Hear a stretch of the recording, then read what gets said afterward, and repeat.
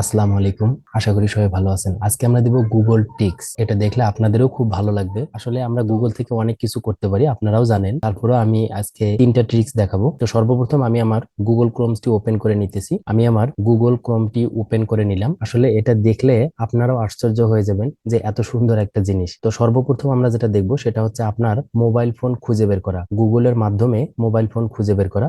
অবশ্যই অবশ্যই ওই মোবাইলে ডাটা কানেকশন থাকতে হবে, তাহলে আপনি আপনার মোবাইল ডিভাইসটিকে খুঁজে বের করতে পারবেন। এবং আপনার মোবাইলে যে জিমেইলটা থাকবে সেই জিমেইলটাও যেন আবার আপনার কম্পিউটারে ক্রোম ব্রাউজারে থাকতে হবে। অর্থাৎ একটা জিমেইল আপনার মোবাইল ফোনে থাকতে হবে এবং আপনার কম্পিউটার বা ল্যাপটপের গুগল ক্রোম ব্রাউজারে থাকতে হবে। তাহলে ওই জিমেইলের মাধ্যমে আপনি আপনার মোবাইল ফোনটিকে খুঁজে বের করতে পারবেন। তো চলুন আমরা খুঁজে বের করি আমাদের মোবাইল ফোনটি। আপনারা শুধু সার্চ বারে এসে শুধু লিখবেন ফাইন্ড মাই ডিভাইস। আমি লিখে দিলাম ফাইন্ড মাই ডিভাইস। লেখার পরে আপনারা ইন্টারে ক্লিক করবেন, অথবা ফাইন্ড মাই ডিভাইস গুগল এখানেও ক্লিক করবেন। ক্লিক করার পর এরকমটা আসবে। প্রথম যে ওয়েবসাইটটা আছে ফাইন্ড মাই ডিভাইস গুগল, এটার উপরে ক্লিক করবেন।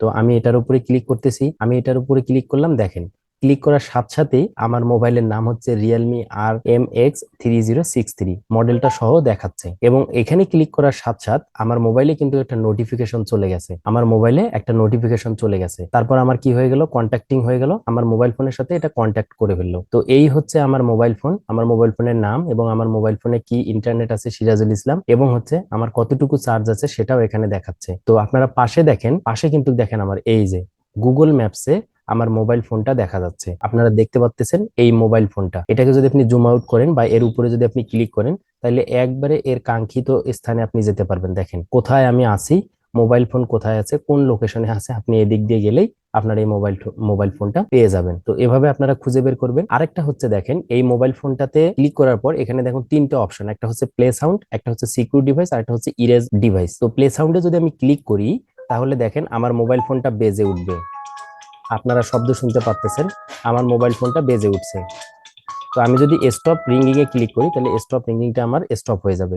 এরপর হচ্ছে সিকিউর ডিভাইস। সিকিউর ডিভাইসে ক্লিক করলে আপনি কিন্তু আপনার ফোনটার এখানে সিকিউর করতে পারবেন। যেমন add message or phone number, আপনি কিন্তু এখানে রিকভারি ইমেজ বা রিকভারি মেসেজ দিতে পারেন, অপশনাল ফোন নাম্বার দিতে পারেন। তারপর আপনি সিকিউর ডিভাইসে ক্লিক করলেই হয়ে যাবে। এরপর হচ্ছে যেটা, সেটা হচ্ছে ইরেজ ডিভাইস। এমন সময় দেখা যায় আপনার ফোনে অনেকগুলো ডাটা থাকে বা অনেকগুলো ইনফরমেশন থাকে, যেগুলো কেউ পেলে, আপনার মোবাইল ফোনটা যদি হারিয়ে যায়, তাহলে কেউ যদি এগুলো পায় তাহলে আপনার সমস্যা হবে। এজন্য আপনি কি করতে পারবেন, এই যে ইরেজ ডিভাইস, অর্থাৎ আপনার যে মোবাইল ফোনটি আছে এই মোবাইলের সমস্ত ডাটা আপনি মুছে ফেলতে পারবেন এক ক্লিকেই। এরপর আমরা দেখব আরেকটি ট্রিক্স।